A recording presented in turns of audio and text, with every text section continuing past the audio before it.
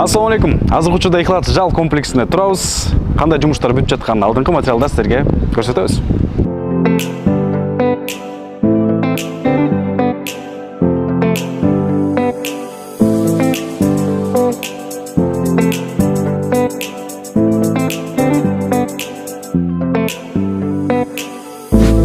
Урматтуу жал 15 объектисинин жашоочулары, азыркы учурда биз мынау А, Б, В, ЖК блоктордун ортосундагы аянтчаны асфальт төшөп бүтүрүп койдук.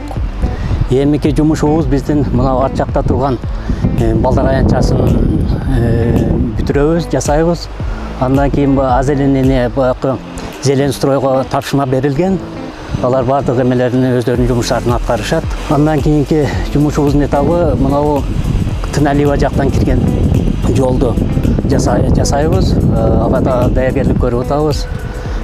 Ал жактагы биринчи лотокторду монтаж кылып алып, анан асфальт төшөп беребиз. Ошол эле учурда мына А, Б, В блоктордун арт жагындагы, күнчүгүс жагындагы асфальттарды жасайбыз.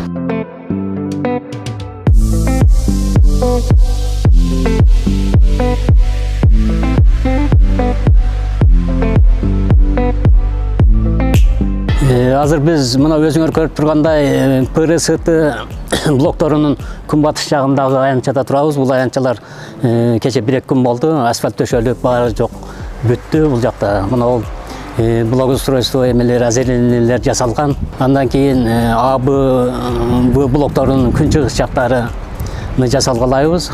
Ошондо биздин баягы первый очереддеги объектибиздин жасалгалар баары бүтүп калган болот да, бүткөн болот.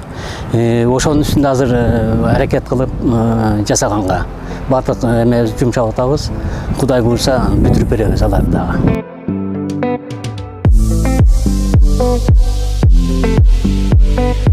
Урматтуу Ихлас жал комплексинин тургундары, сиздерге маалымат катары айтып кетели. Бизде асфальт төшөлдү, разметкалар коюлду жана парковкалар даяр.